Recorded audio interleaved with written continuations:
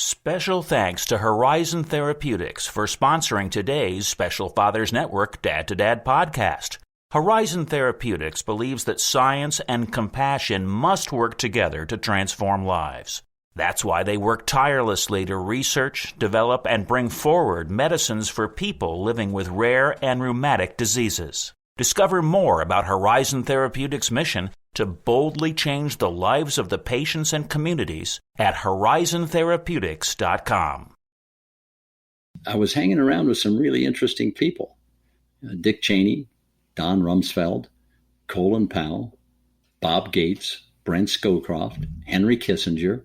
That was sort of the inside team. That's our guest this week, Warren Rustand. Warren's career is as varied as it is interesting. He's been a serial entrepreneur, a former White House fellow, a former NBA player for the Golden State Warriors, past CEO of the World Presidents Organization, a frequent speaker, and a grandfather of 19 and a father of 7, including a son with special needs. He's led an incredible life, and we'll hear all about it in 2 parts. This week, in part 1, we'll hear about his career and family philosophy.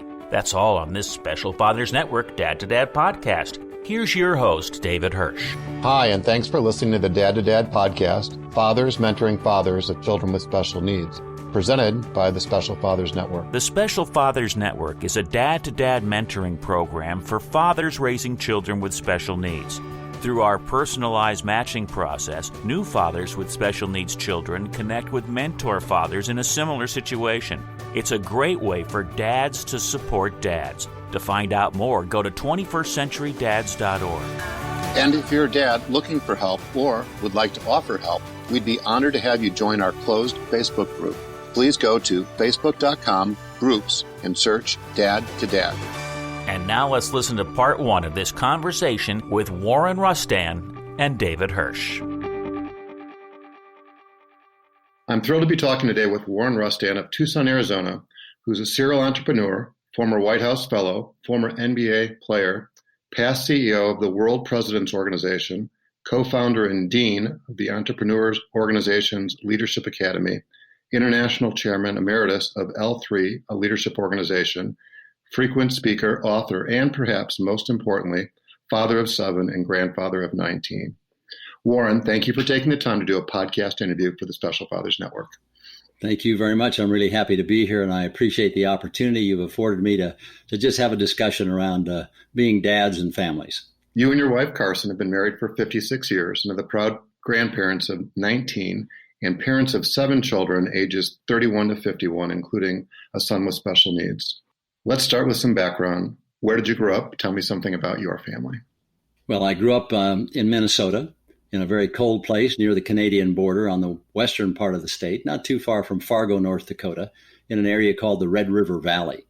And I loved farm life. I loved working with my dad. I loved growing what we eat, taking care of cows and horses and pigs and sheep. And what more could a young boy want except that freedom to be out in the woods and wandering and have that kind of fun, and have a wonderful father who taught me a lot about hard work and about thinking correctly. And so I grew up in that environment. And I know when my father would put me on his lap and we'd ride that John Deere tractor down those long rows and furrows, that he was always talking about good books. And he was always talking about places he had seen, and he was talking about the wonder of the world. And I didn't realize until many years later that he was actually preparing me for a life that was unlike the one we were living at that moment in time. We were not wealthy. We were poor. We had no indoor plumbing. We had no indoor electricity of any kind. And the winters get pretty cold there, so it was pretty tough. But we learned over time. My father became a good farmer. He bought another farm and so forth. And then when I was about 11, he decided that we should move to Southern California, a place that he had experienced, loved their year-round weather, and thought it was a land of opportunity. So in the early 50s, we moved out to California and enrolled in school there. And somebody handed me a basketball and a surfboard, and I got to do both, and that was a lot of fun. And then I got recruited to the University of Arizona, and I was recruited by a number of schools, but I went to the University of Arizona here in Tucson and had a wonderful experience. So I had a wonderful childhood. I can't say that I didn't. So it was a great experience, great growing up. And from what I recall, you had 3 sisters. You were the only son, so you had a unique relationship with your dad. That's correct. Yes. In fact, I tried to kill all three of my sisters somewhere along the way, but they survived. So it worked out all right. So, how would you describe your relationship with your dad? Well, he was a wonderful father. First of all, he was interested in my welfare. Secondly, he was a bit of a coach because he would instruct me when I did things right or wrong and coach me how to do them better. And we had this wonderful and interesting relationship. Perhaps today we might say he was a mentor in that sense.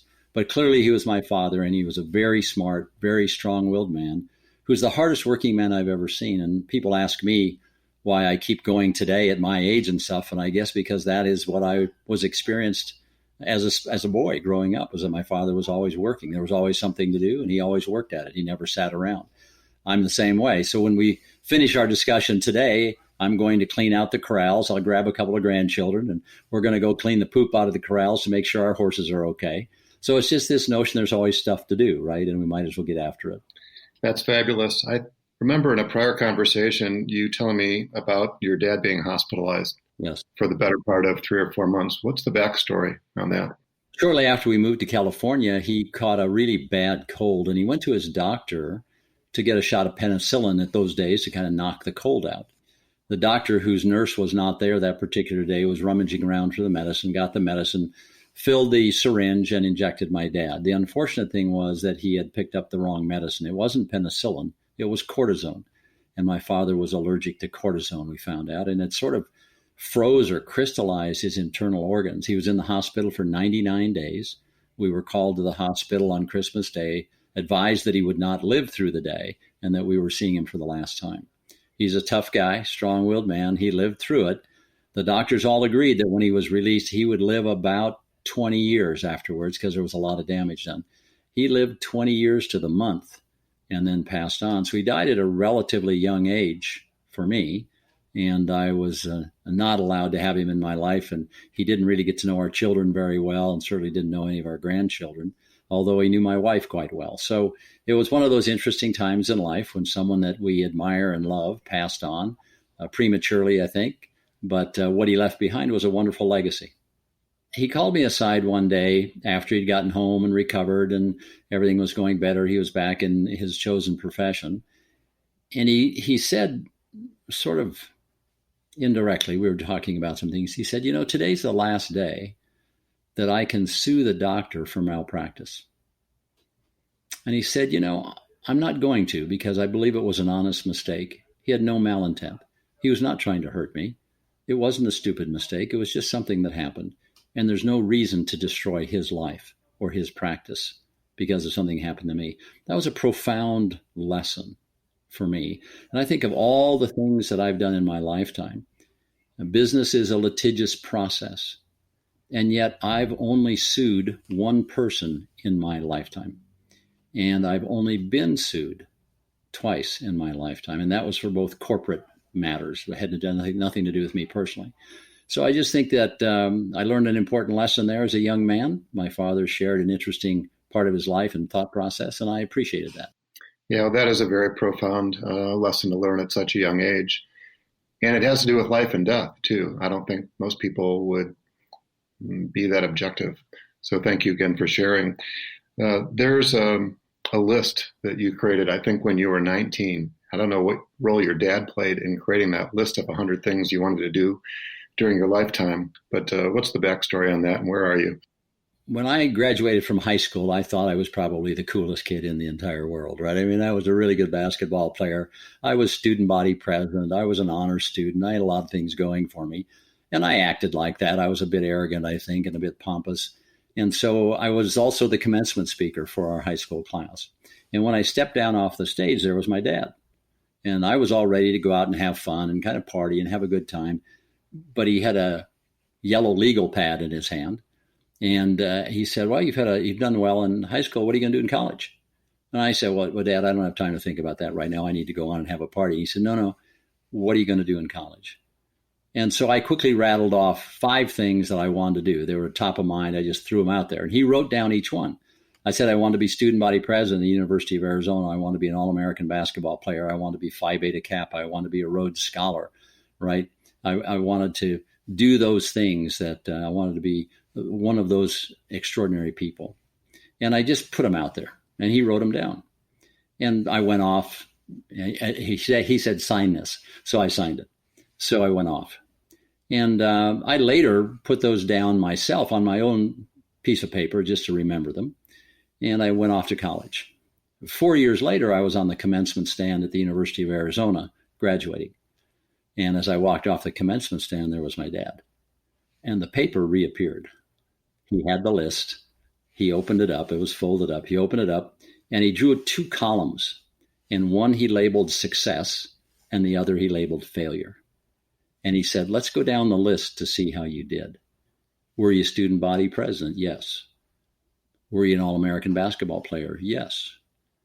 Were you Phi Beta Kappa? Well, you remember that one bad semester I had when I didn't study quite? He said, were you Phi Beta Kappa?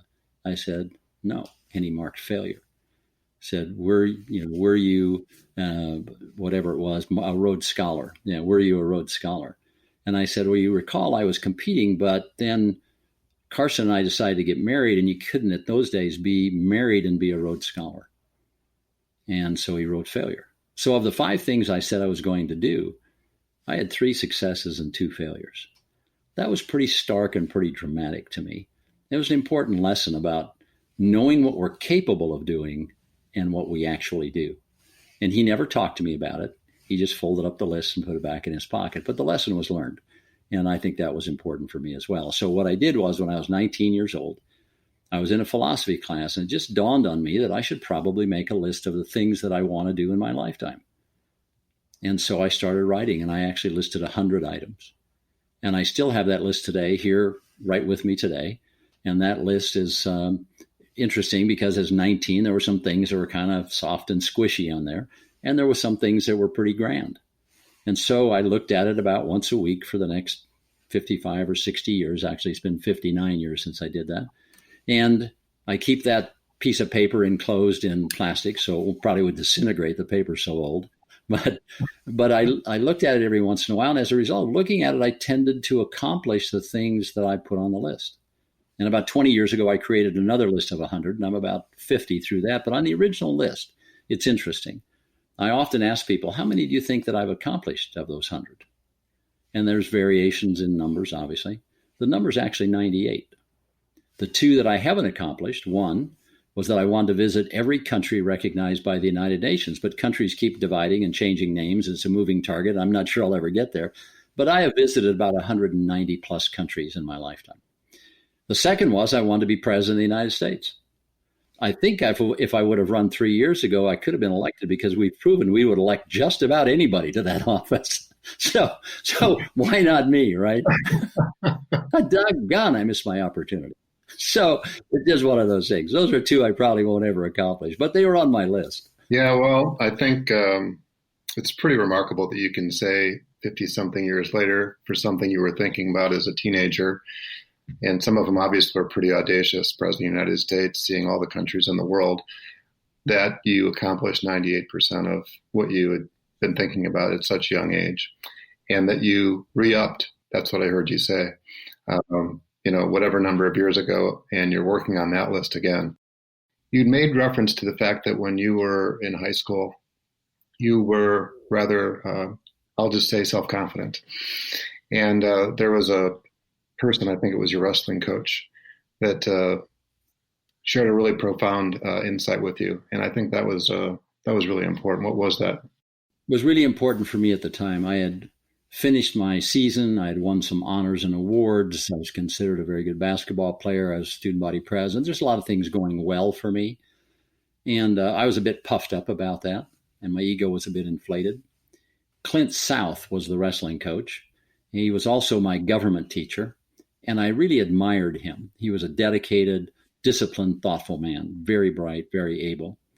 One day after class, he said, "May I speak with you a moment, Warren?" And I said, "Yes." And he said, "Please sit down." I sat down near his desk. He looked me squarely in the eye and said, "Warren, you're a jerk.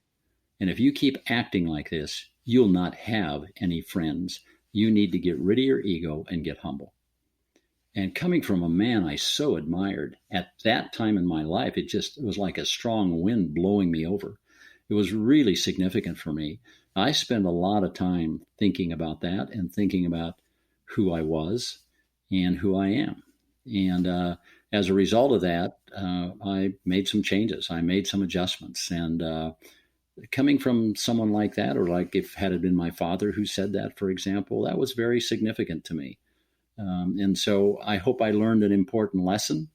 I think I adapted, and I hope I got better. And that was the beginning of a different part of my life journey. And I think that was very, very good for me. Yeah, well, thanks for sharing. Thanks for being transparent about that. And I might share another story if I may. So I was leading a group of about 800 people through the World Presidents Organization, couples, to India for a 1 week, what we called a university, a learning week. And my wife and I led this. We chaired it, co-chaired it. She was fantastic. It was a wonderful event. And we were packing to go home. And as I started packing, she said, well, we're not going home. And I said, what do you mean? She said, we're going to Mother Teresa's charity in Calcutta, and we're going to work for 2 weeks. The first week, the Center for Dying Patients, and the second week, the Center for Adoptive Children under the age of 5 with special needs. And I said, well, that's not what I planned. I think I need to get back and spend some money. I need to buy go boats and planes and cars, and I need to do that stuff. And she said, no, that's not what we need to do. What we need to do is go serve others. And after spending a week at the Center for Dying Patients, where you hold people who are in their last minutes, hours, and days of life and understand what they talk about and think about, is really important and was important to me. And then we went to the Center for Adoptive Needs Kids, and every child there was missing an arm or a leg or an eye, or in some ways was specially abled. And as we looked at those 5,000 cribs in that big warehouse, there was just not enough support there. And so we jumped in with both hands and feet and fed kids and loved kids and held kids for a week. And it was emotional. It was a special experience. And so as we got on the plane to come home, I was able to say to my wife, I understand, And she, like Clint South, the wrestling coach, needed to pull me back, to reel me in, to have a real relationship of love that allows one to better understand their partner in this case and know what they need. And so that was a special experience for me as well. Yeah, well, thanks for sharing. I'd like to talk about Carson in a minute, but you went to University of Arizona. You took 2 degrees, an undergraduate degree and a master's degree. And I'm sort of curious now, did you play professional basketball straight out of college, or where did that fit in?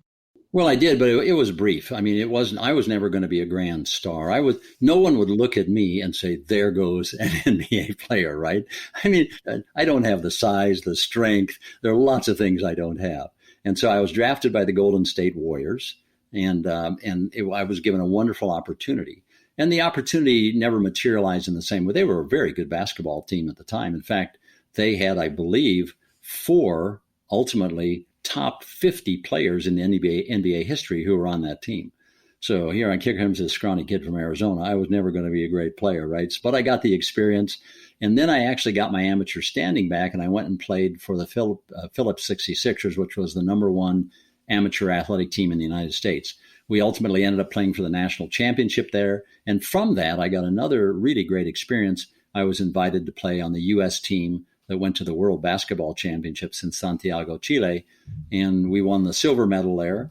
It turned out to be a fabulous experience for me, but just a different experience. So I'm grateful for the opportunity I had with the Warriors. I'm grateful for the opportunity I had to play AAU basketball. And then from there, I became the assistant basketball coach at Arizona for a couple of years. So that was fun. That's fabulous. And you were married before you graduated, from what I remember. Yeah, that was pretty uncommon in those days. About the 3rd day I was on campus at the University of Arizona, I was introduced by a mutual friend to this absolutely gorgeous, smart, fun, funny, terrific young woman named Carson. And I thought she was just the most wonderful person I'd ever met. And so I asked her out, and she said no. And I couldn't believe it. I'm this really good-looking, chiseled out of granite kind of guy, right? I'm thinking of another one of those ego periods in my life. I was thinking I was really cool. I came from Southern California, after all. I mean, I was really special. And so I asked her out the next week, and she said no again. And the 3rd week, no. And I asked her out 53 consecutive weeks, and she said no every time. The 54th week, I knew that the guy she was dating had gone home for his parents' wedding anniversary. So I knew she was open at least. I went to her for the 54th time and I said, I've asked you out 53 times. This is the 54th time. Will you go out to dinner with me? And she said, no. And so I did all the stupid things that a guy would do in a situation. I sang, I danced, I got down on my knees, I begged, I did all kinds of stuff. Pretty soon she started laughing and she said, okay, I'll go out to dinner with you. And by 10:30 that night, we decided it wasn't necessary to ever date anybody else again. And we were married 2 years later. So I was lucky, or I caught lightning in a jug. I mean, it was really, I understand my role in our combined life, and she's really a special lady. Yeah, well, I love that story. And I remember you telling me as well that you are only good for a year at a time. Yeah, that's right. So our anniversary, I'm hoping for a long-term contract going forward, like you get in sports. And every year she puts out a piece of paper. It's a 1-year contract. And she puts at the bottom, you're still under probation. So I never quite have the confidence that I need to have that this is a long-term deal. Yeah, we could hope to keep focused. I don't know. But maybe. It's a touching story. So thank you again for sharing. So while I don't want to spend most of our limited time talking about this, I would be remiss by not mentioning your illustrious career, what I think about your illustrious career. You've led numerous businesses, served 5 presidents, served on 50 plus boards. I'll just rattle through this because I think it would be easier for me to do this. Managing Director of SC Capital Partners, Chair and CEO of Rural Metro Corporation, Chair and CEO of TLC Vision, the world's largest LASIK eye surgery company. At Providence, you were Director in 2005, became Interim CEO in 2012, Permanent CEO in 2013, which is a company based in Tucson. You've served on numerous boards, not-for-profit boards as well, La Frontera, TMC Foundation, the University of Arizona Foundation, the Southern Arizona Leadership Council, the list goes on and on and on. What I wanted to start with, because it was something that was at a relatively young age, was your experience as a White House fellow. And I'm wondering how you got involved in that and what your experience was. Well, another one of those kind of funny stories, because it's probably all something I didn't deserve at all. But I was having lunch one day in Tucson, Arizona, and one of my friends invited a guest. He's a retired 4-star general, and we had a wonderful conversation. And near the end, he said, have you ever heard of the White House Fellows Program? And I said, no. It was a program created in 1963 by John Gardner, the head of HHS, and then Lyndon Johnson, the President of the United States. The purpose of the program is to bring young people early in their careers. It's not an internship. It's not a postgraduate program.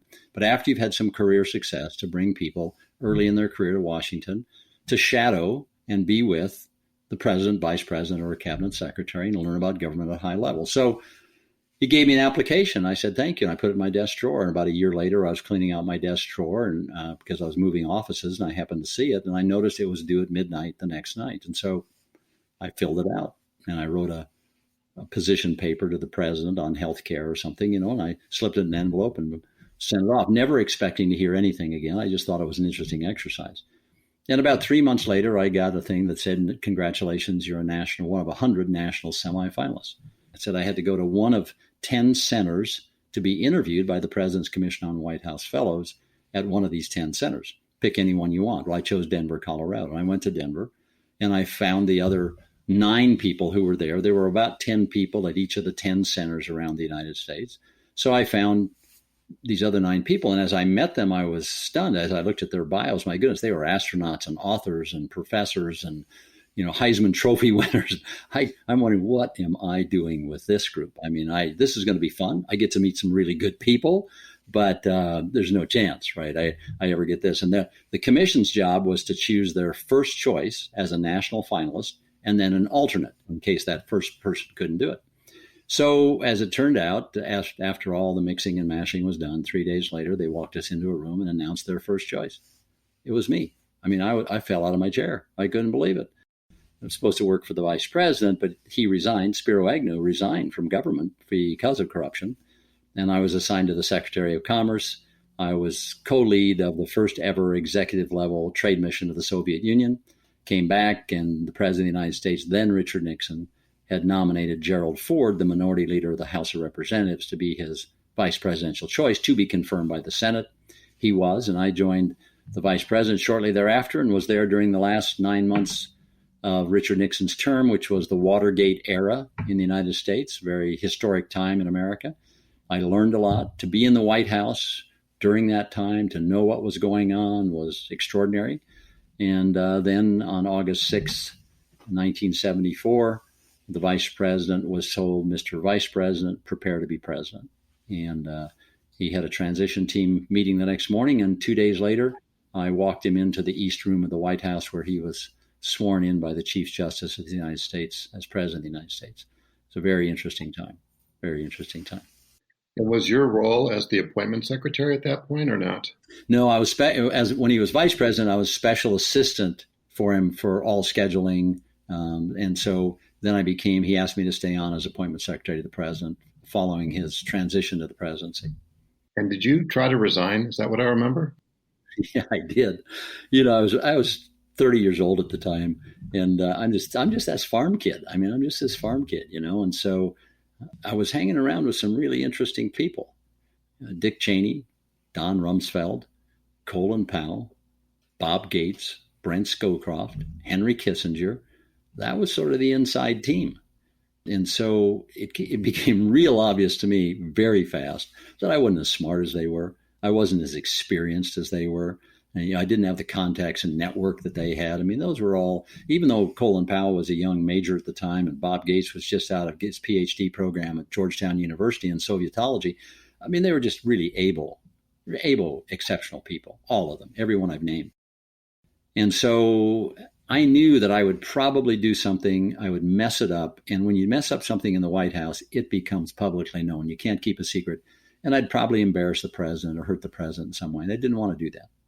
And so we had a meeting in the Oval Office. The meeting was over. People drifted out, the people I just mentioned. And I kind of lagged behind to see if I could get the president's attention. And so I said, Mr. President, may I speak with you? He said, yes, sit down. I said, Mr. President, same thing. I'm not smart enough. I'm not good enough. I'm not political enough. I'm not wired enough. And I don't want to do something to embarrass you. So, sir, here's my resignation. And I put it on his desk. He didn't touch it. He swiveled his chair around, looked out the Rose Garden, across the south lawn of the White House for what seemed like 8 or 10 hours, probably 10 seconds. And I was a little bit anxious at the time. And finally, he swiveled his chair around and he said, Warren, the very fact that you've said this makes you worthy to be here.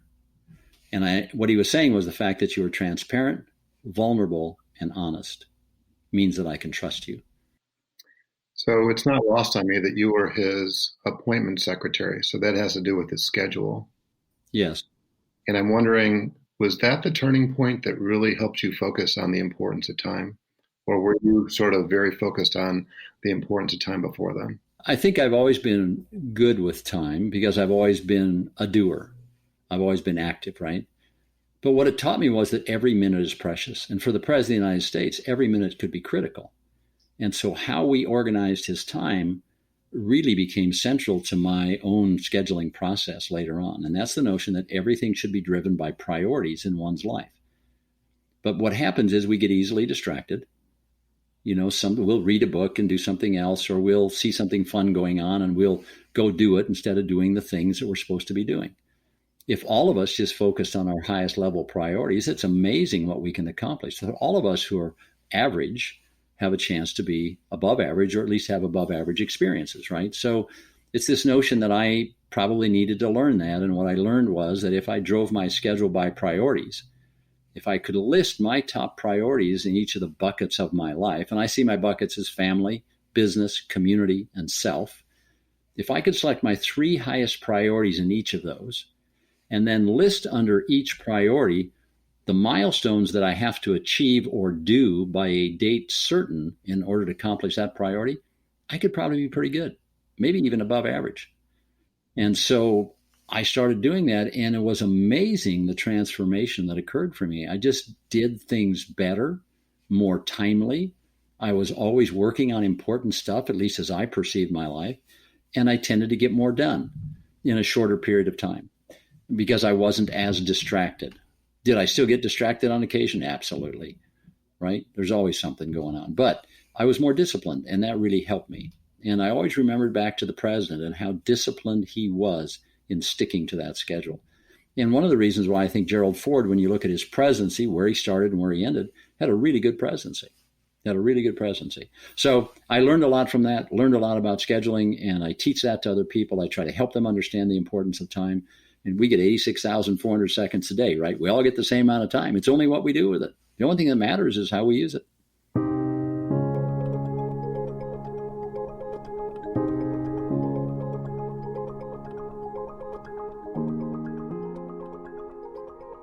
From what I understand, you live on a 58-acre farm outside of Tucson. You have for the past 4 decades. Horses, goats, chickens, pigs, and it's the whole family, right? Multi-generational experience. And that's very unusual, at least here in the United States. And I'm wondering, who was driving that? Was it you? Was it Carson? Was it a decision you both made intentionally?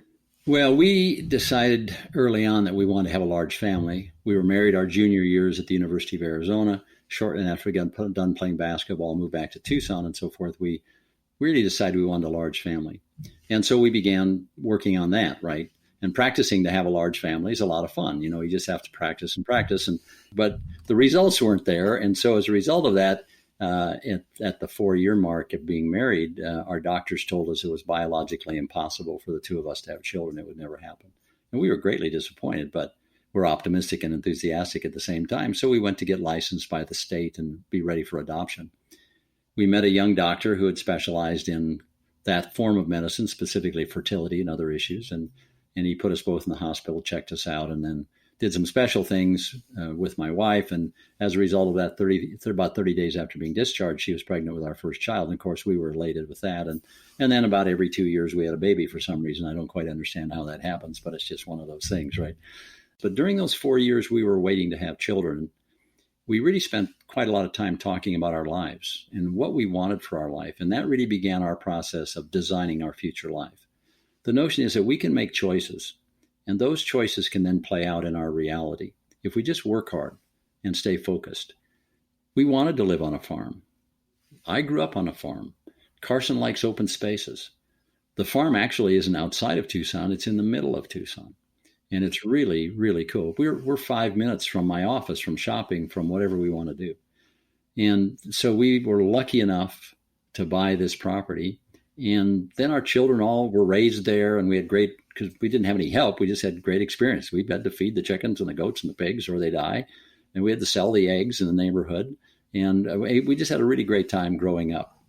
And our kids went off to really good schools and went off to be educated and went off and started their various careers. Our oldest son played on the pro golf tour for 10 years. We had one son who was a Black Hawk helicopter pilot, part of the invading forces in the Middle East and so forth. And all that stuff happened to them. But they got together and came back to us and said, you know, we really love each other and we love you. And how would you feel if we built homes on the property?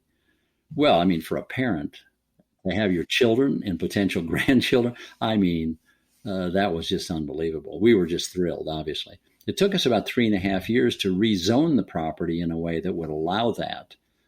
But in the end, our children began building houses. And so we have 16 of our 19 grandchildren there.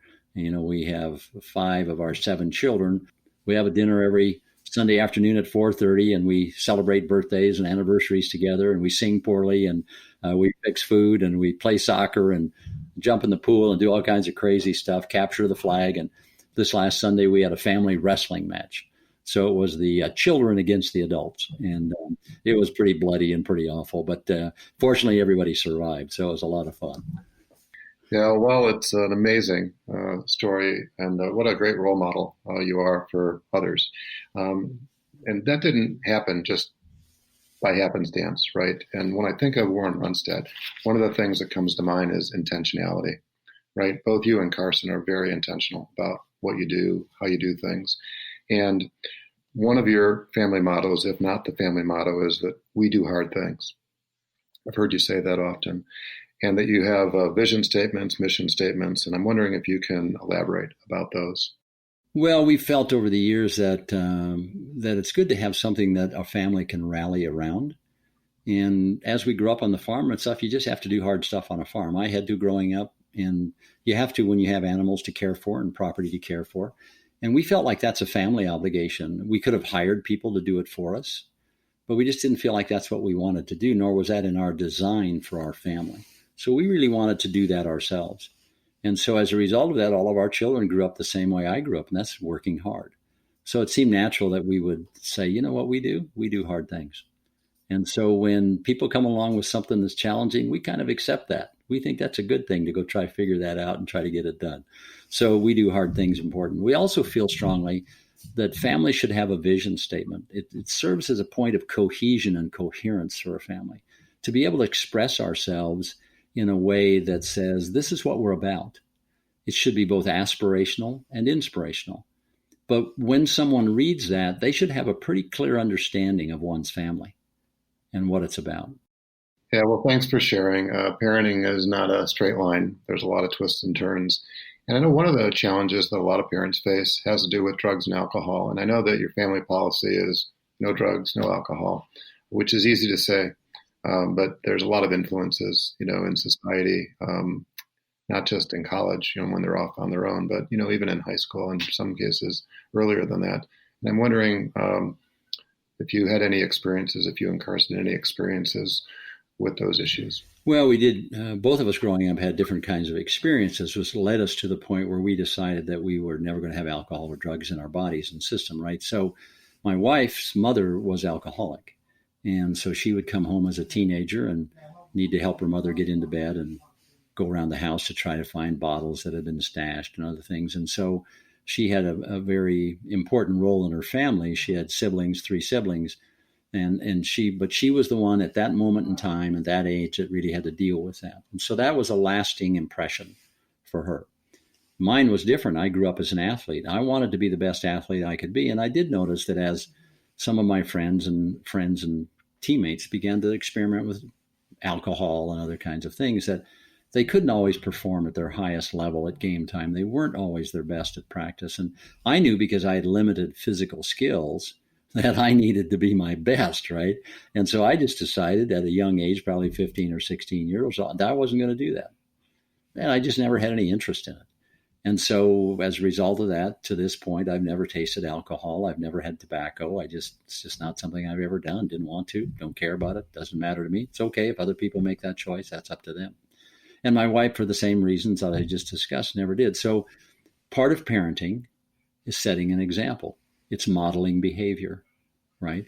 And so our children grew up in a home where that was never present. It was never an issue. Sure, they were exposed to it as teenagers with other kids and in other families, but we always talked about it and always had time to talk about it. And they just never showed an interest in it either. Oh, by the way, they all wanted to be outstanding athletes. They all wanted to be leaders, and they were. They were all exceptional athletes. They were all outstanding student leaders, university leaders. And so it's just something they chose not to do. And so I think as a result of that, it's been in some ways easier for us. We haven't dealt with some of the issues that other families have. And I admire those families that have to wrestle with that and are successful in doing so, because alcohol, drugs, other kinds of things are insidious in our society, and they're very difficult, very difficult. I remember maybe hearing you talk about the 2 chairs. Yeah. Yeah. And I'm wondering if you could relate to the concept or the purpose behind those, and maybe a story. Well, we always referred to the chairs in our house, and we still do. So we had 2 chairs in our bedroom, in our master bedroom. And when a child was invited down there to speak with us, it was pretty serious. And they would have a seat in the chair, and we would sit, and we would have a discussion about something that didn't go as well as we had wanted to go, or perhaps as well as they'd wanted to go. And so the children were aware that when they were invited to those 2 chairs, we needed to have a serious talk. They like to graduate to the 2 chairs we have in the living room. They're also designated for discussions. And that's when you become a teenager, right? And you grow out of certain things. You're expected to have better behavior in lots of ways, be smarter, all that kind of stuff. And so those conversations are really elevated conversations about who are you and where you're going and what are you doing and what did you do today? What did you read today? What did you think about today? And parents can be either advocates or they can use inquiry. You can use advocacy or inquiry, and you can use both. Advocacy is really this notion of you're telling people what to do. You're commanding people what to do. You have a stated position, a stated view. Inquiry is really where we think most of parenting is done, and that's asking questions and allowing children to critically analyze their answers and responses and think things through and come to their own conclusions. And we've worked really hard with our children to help them become critical thinkers so they can make good judgments over their lifetime. And that really starts, I think, when they're in the home, when they're young, 5, 6, 7, 8 years old, leading through their teens, where they're given the opportunity to critically assess something, to critically analyze things, and then come to their own conclusions. And we found over the years that that's been helpful to us in parenting. It's not a panacea. It doesn't work all the time. It's not for everybody. But it worked pretty well with our children and our family. And we think that was one of the things that we would probably think about as being an asset. And that's the notion of inquiry, just asking questions. And that brings us to the end of part 1 of David Hirsch's interview with Warren Rustand. Listen next week when we'll hear about Warren's son Stephen, who has special needs. That's all on next week's Special Fathers Network Dad to Dad podcast. The Special Fathers Network is a dad-to-dad mentoring program for fathers raising children with special needs. Through our personalized matching process, new fathers with special needs children connect with mentor fathers in a similar situation. It's a great way for fathers to support fathers. Go to 21stcenturydads.org. And if you're a dad looking for help or would like to offer help, we would be honored to have you join our closed Facebook group. Please go to facebook.com/groups and search Dad to Dad.